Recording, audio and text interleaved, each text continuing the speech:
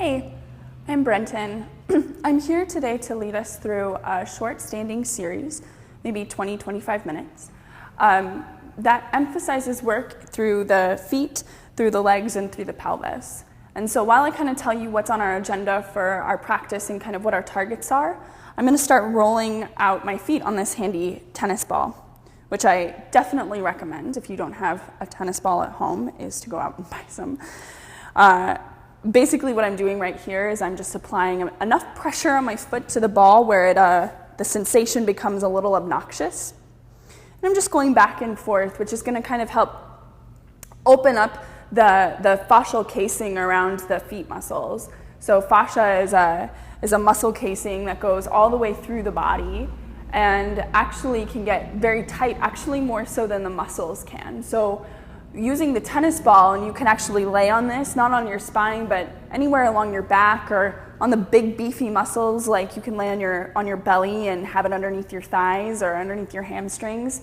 It can really help alleviate any sense of stress, tension, soreness, or knotting that you might experience in your muscles. But for right now, we're just using this to kind of wake up the sole of the foot and introduce us to the sensation that is possible on the sole of the foot. So we're just going to do this just a little bit.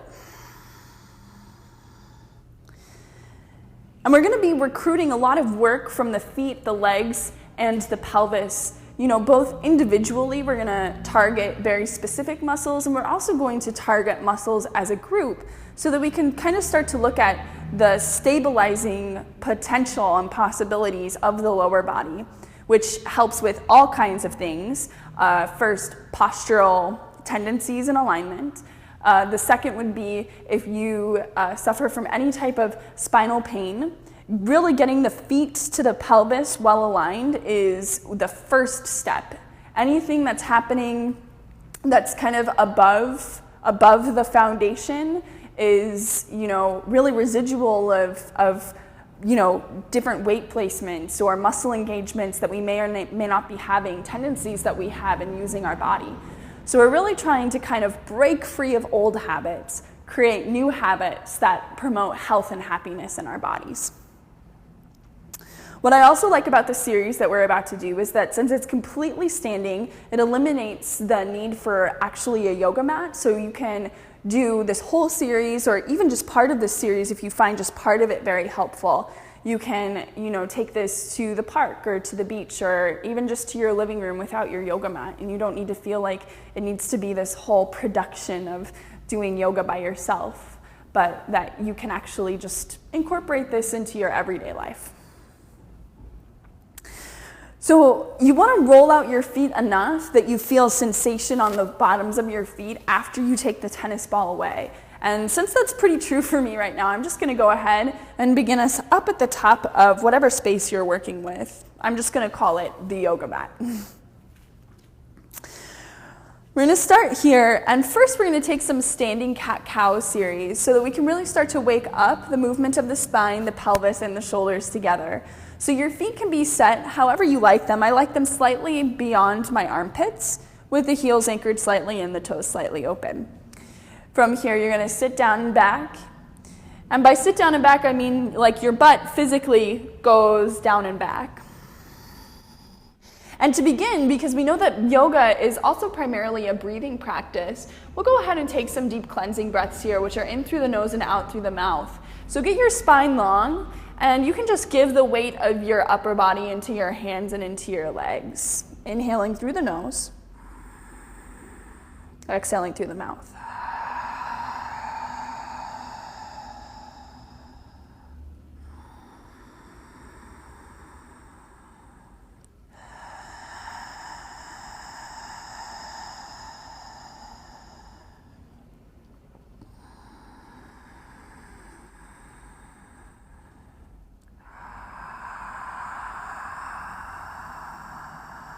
And then very similar quality of breath, just in and out through the nose now. Still try to keep that sound, kind of using the throat. Partial constriction will help you articulate the duration of your breath, so you'll be able to breathe for a longer period of time. It'll also help you articulate the volume of air that you're able to intake at once, so that you can slow it down a lot. It'll also heat the breath, which is one of our prerequisites for stretching, is that the muscles and the body system becomes very warm. So from here, in and out through the nose, let's take our cat-cow series. Inhale, stick the butt out, stretch the heart up through the armpits. Notice that I'm not leaning with my chin here. In fact, my chin is neutral with my throat. Instead, I pull my throat back beyond my shoulders to feel the spine stretch. Exhale, curl the tailbone down, take the belly in, take the heart back and the chin in. Let's take 3 more rounds of this.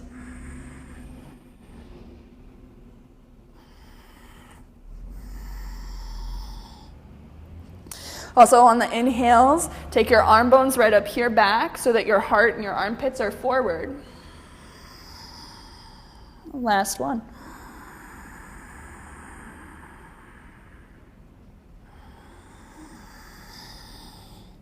Heel toeing now all the way on up and together. Soles of the feet now down underneath the pelvis.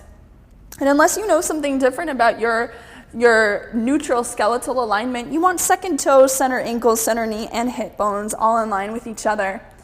So we're going to recruit the feet now. Press down with the feet until the toes lift away from your yoga mat.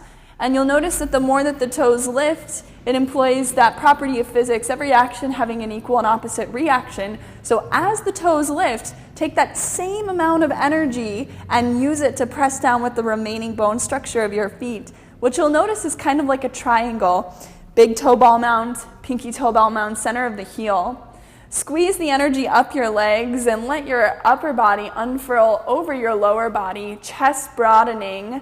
When you take the arms down, pinkies spin forward, thumbs behind, skull moves up and back.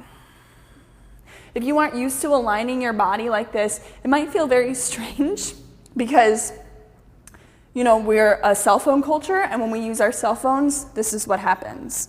And this is like a good cell phone posture. Other times we're just like down here with it. So it can feel very surprising for us what upright actually feels like. Here we'll take a few rounds of half sun salutations, half Surya Namaskars, so that we stay in the standing version with the feet down on the ground. So I'll go ahead and lead us through it. Wait for your next inhale breath and unfurl the arms up to the sky. And exhale, join the hands up at the heart. Same thing, inhale, arms up. On the exhale, we'll come into a forward fold. I'm going to take a wide-legged version of it, but you're welcome to take whatever version you'd like. For the wide-legged version, you would heel toe your feet about mat-width distance apart, toes anchored in, heels open like a little duck. And we want to make sure that it's not your spine muscles that are lowering you down like this over your legs. Rather, it's a hip flexion. Hip flexion, you'll take your hands right onto the front of the pelvis, soften into the knees. And then to come down, stick the butt out, try to smash your hands in between the thighs and pelvis, and then fold down. Get your feet nice and strong, pushing into the floor. Take the hands up to the thighs, push back into the hands, and use your belly muscles to lift up to the spine and stretch out of the pelvis. Halfway lift. Exhale, we'll take the heart back down. Again, try to let the belly muscles initiate this, drawing up to the spine, stretching out and forward. And on the exhalation, press out through your feet, through your low belly with the breath, and come on up to Tadasana, mountain pose. Inhale, arms up to the sky. Try to stay stable in your standing body. Notice that my standing body doesn't do so much movement. This is the exhale. Inhale, arms up. Exhale as you come down. I'm going to take my wide-legged forward fold again. So I'll go through this pretty slowly again. Soft knees, butt back. Try to close the gap between the pelvis and the thighs, and then fold down. Press down with your feet. Inhale, take the hands up. Use your belly muscles to stretch yourself up and forward. Exhale, soften the crease of the hips and fold. Same thing. Inhale, halfway. Exhale. Everything comes in together. Press through the feet. Press the air out. Tadasana. Inhale, arms up. Exhale, hands together. Again, inhale, arms up. Last time we'll go. Exhale, go ahead, come all the way on forward. Again, soft knees, butt back, pelvis forward. Inhale, hands up. Exhale, fold. Notice that the chest is still open here. Arms are rolling to the back plane of the body. They're not down here, right? And then exhale, come up. Inhale, arms up to the sky. And exhale, hands down. Take a few breaths here just in your mountain pose while we can get set up for our next sequence, which we'll be working with our Warrior One stance.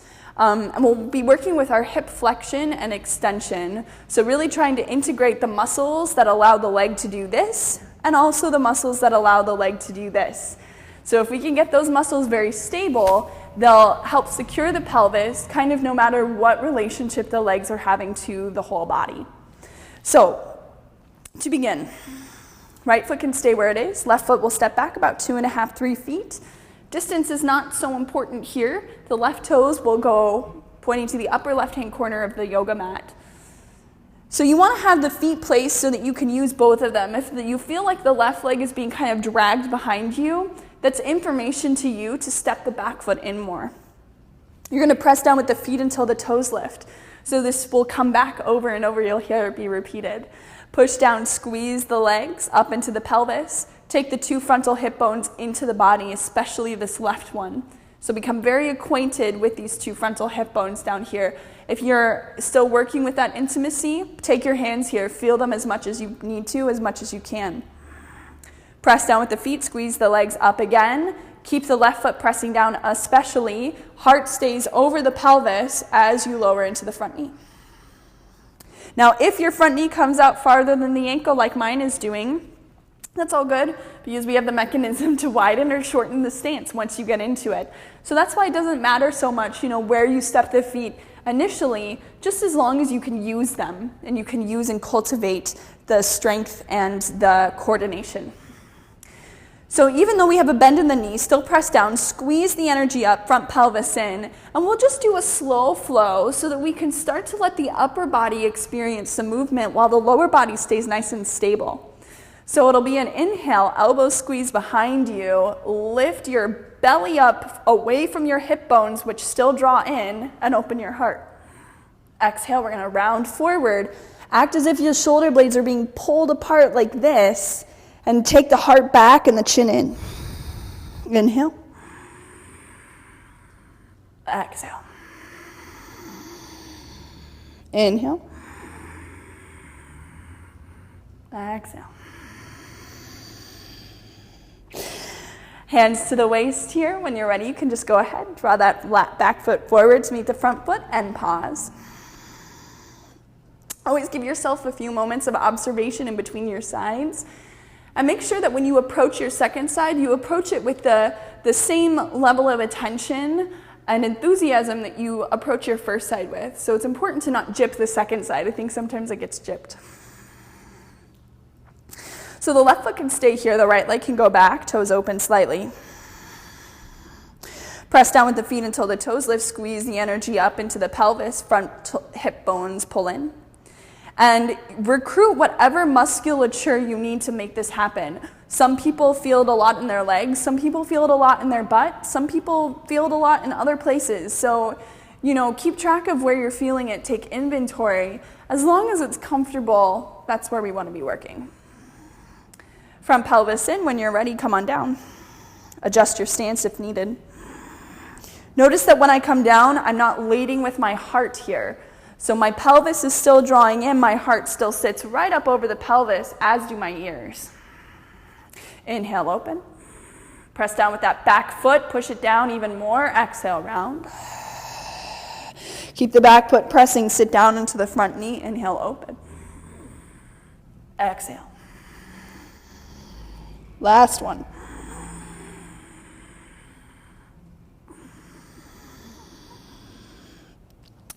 Back through center, hands at the waist, and forward. So now that we just did a little bit of hip flexion and extension, we can go ahead and move into abducting the legs away from the midline of the body. So when you step the legs apart, you'll be working more the inseam of the legs. And then we'll also be working with a little external rotation of the legs out from the pelvis. So for this, I have a yoga block. If you don't have a yoga block at home, that's okay. This is about 6 inches high. Really, the block is going to serve us to lift the floor up to us.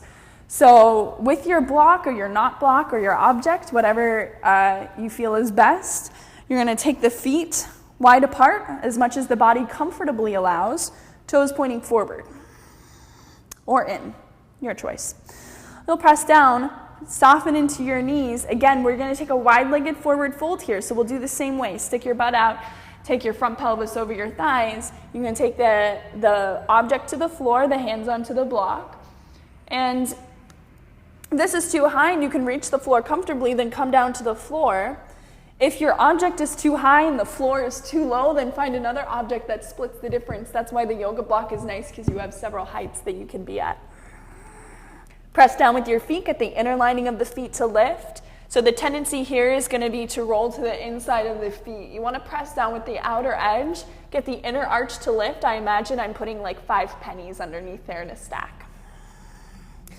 So you're going to press down, try to stick the backs of your legs up to the sky as much as possible, aka your sitting bones, aka your butt, however you want to think about that. Technically, the anatomy that you are manipulating are the sitting bones, because that's where the hamstrings originate from. Press down with your feet. Go ahead, bend into the knees and roll up. If you can push and get like a push into the floor with the feet, you're going to alleviate the work from so many other places of the body. Now we're going to warm up into our external hip work. If you anchor the heels in, the toes open, this is a rotation that happens right up here, thigh bones rolling out of the pelvis. Now you're not in control of how much your thigh bone rotates out of your pelvis today, yesterday, or tomorrow. So really work within what's available to you right now.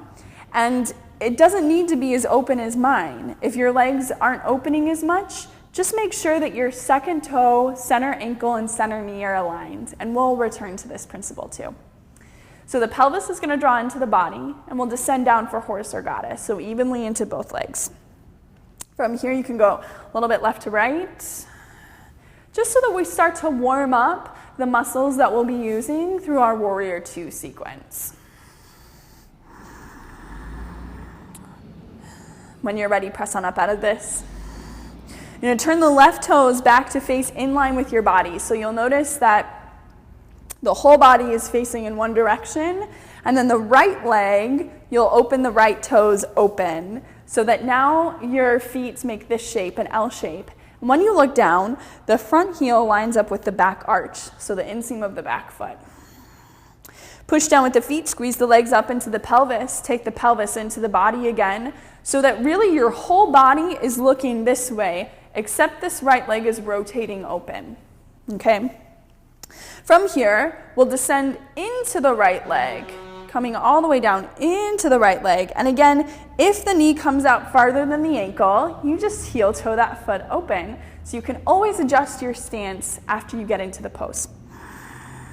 Just like everything else, press down with your feet, squeeze up into your pelvis, front of the pelvis draws in. And your upper body doesn't know that you're in this lunge. Your upper body thinks you're in Tadasana. So pull your heart back over your pelvis, pull your skull up and back. And then to get the arms here, take the arms in, open them out. Soften into your upper back, open through your armpit area, and take the palms to face the floor. Press down with your feet, squeeze up into your pelvis, turn the chin over the right middle finger. And when you're ready, release. Take that leg straight back in line with your body. This time we'll just go straight to the other side. So we're going to anchor and open that left leg out. Notice that when that happens, if you watch, losing balance. If you watch my pelvis while I take this transition, here are my hip bones. As I open the left leg out, my pelvis wants to shift with it. Because my pelvis, right up here where the thigh bone is rolling open, doesn't necessarily have all of that available to it right now. Now, once the leg gets open, you can do your work to kind of open your pelvis back up this way. You'll press down with your feet, squeeze up into your pelvis so that your 2 frontal hip bones are looking the same direction as your heart and shoulders. Press down. When you squeeze your legs into your pelvis, you'll feel the inner lining of your back leg get long and strong, like it's cranking itself up to this bone. I almost imagine these muscles like a parking brake almost, that they can crank into the bone. Keep them cranking into this bone so it adds an opposite energetic component, and then draw into the left knee. So it's like the right inner thigh is resisting this as if it wants to lift out of the pose. Lift your heart up over your pelvis. Take the arms open, chin over the left fingers. So if the knee is knocking inward, right, you're going to try first to open it up, but keep your pelvis nice and stable. If it's still knocking inward, that's okay. Turn your second toes in line. So you'll just keep hearing that as a repeat. Keep the second toes in line. Come on up. Turn the right toes open again. So repetition here. We're going to go through this repetition. And every time you come into the pose, enter it kind of with the same amount of attention and effort here so that we can really repeat the same things over and over again. Because that's how it works when we develop a skill. You can go ahead and enter your pose. Is that a skill doesn't get built inside of us if we're just repeating things in a similar way every single time. That will give us a variety of experiences, but it won't allow us to build and accumulate kind of a repertoire or a skill set. In order to do that, we need to repeat the same exact way every time we go. So right hand either down to the thigh or right elbow for extended side angle, your choice. First energy, right hip to right armpit. Second, push down with the left foot, left hip to left armpit, stretch out. Inhale. Exhale, round. Inhale, open. Exhale, round. Inhale up. Exhale, down. Up. Hand at the waist, come on up. Right toes back in line. Okay, press down, squeeze the pelvis up, take it into the body, open the left leg. Same thing, press down, squeeze up into the pelvis. Sit on down.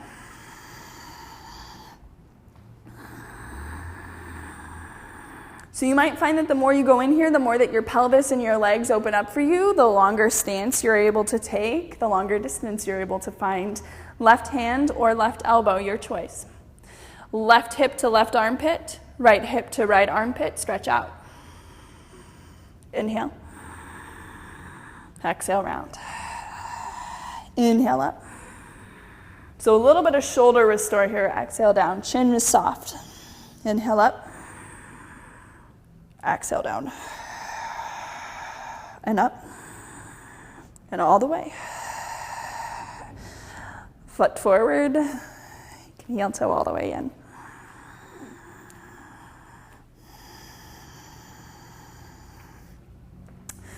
So here's quite a moment for observation.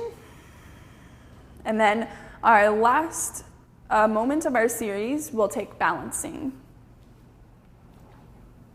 So you can join back up at the top of your space. Left foot can stay where it is. Right foot goes on a journey. Journey means it can stop in any place along the way, and it lands in tightrope pose. Right foot right in front of left foot.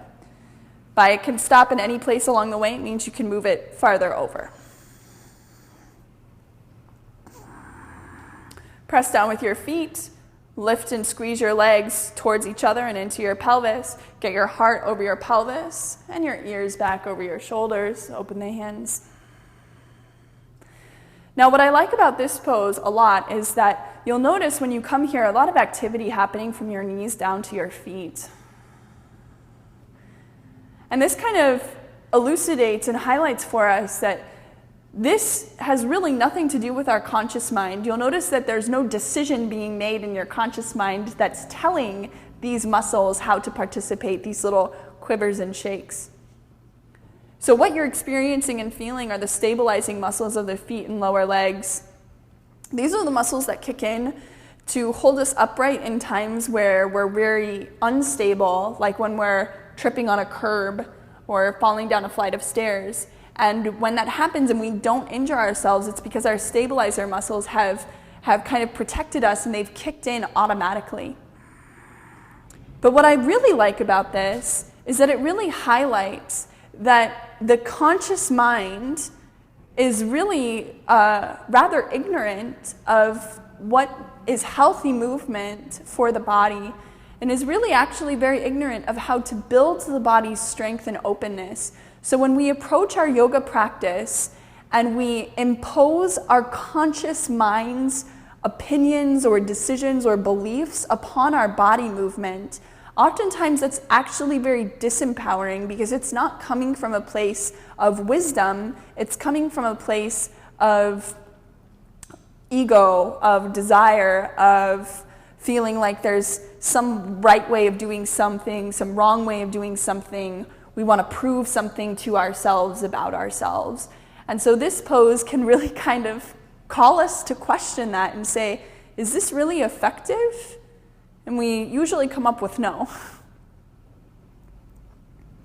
So this is probably about enough time.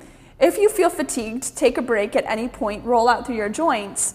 Over time, you're going to begin to get less and less fatigued, so you'll be able to do this whole sequence with me. You'll press down with that left foot, get your whole standing body over the left leg, and try to lift the right toes out of the water for one-legged Tadasana. Notice I'm not leaning back here. My heart is right over my pelvis, I'm pushing out through the left foot, and I'm lifting my skull over my shoulders. Now this can be anywhere along this axis, from the right toe just touching down to the leg being all the way up, to even if you're very strong, keep the heart and the belly back, but you can press out through the foot and take your one-legged or your straight-legged version. Right leg can come down, you can roll out. When you roll out, I particularly like if your toes crack. I've gotten to this point where if I just curl my toes under, they just all kind of crack in this nice fun way. But you can also take an ankle stretch if you take the tops of your feet down and stretch your front ankle forward. The other side. This one is right foot behind, left foot in front. Even out the weight in the feet. Press down, squeeze up. Get the standing body strong, shoulders over pelvis, ears over shoulders. Press down with your feet. Lift your ribs like a giant has his hands on your rib cage and is lifting you up. And this is kind of one of the first steps in feeling that the stability of the lower body will really create expansiveness through the upper body that you'll be able to play and work with. Now, the lower the arms are on your body, the lower your center of gravity is, so the easier it will be for you to balance. If you get to a point where you are feeling comfortable here, you might try to take the arms out, raise the center of gravity. You might even take the arms up, raise the center of gravity higher. And this will require that the body fine-tunes its adjustments to keep you upright. From here, one-legged Tadasana, if you keep the right foot where it is, you just try to lift the left foot out of the water. Again, we're not leaning back here, so we're asking our front hip muscle, which is the muscle that picks the leg up like this, the iliopsoas muscle in the left leg. We're asking that to initiate this, and in order to hold this, we're asking our gluteus minimus and our gluteus medius to facilitate this work. If you took your straight leg version, you can do that. Also, you can add in those arms too. So there's lots of variety to play with here. You can release.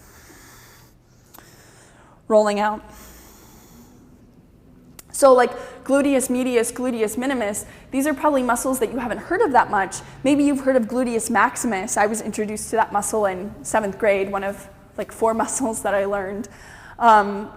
And we learn like the bigger ones because they're much more superficial, they're larger, so it's easier for us to kind of see them. And when they're closer to the skin, it's easier for us to condition them and work on them and stuff like that.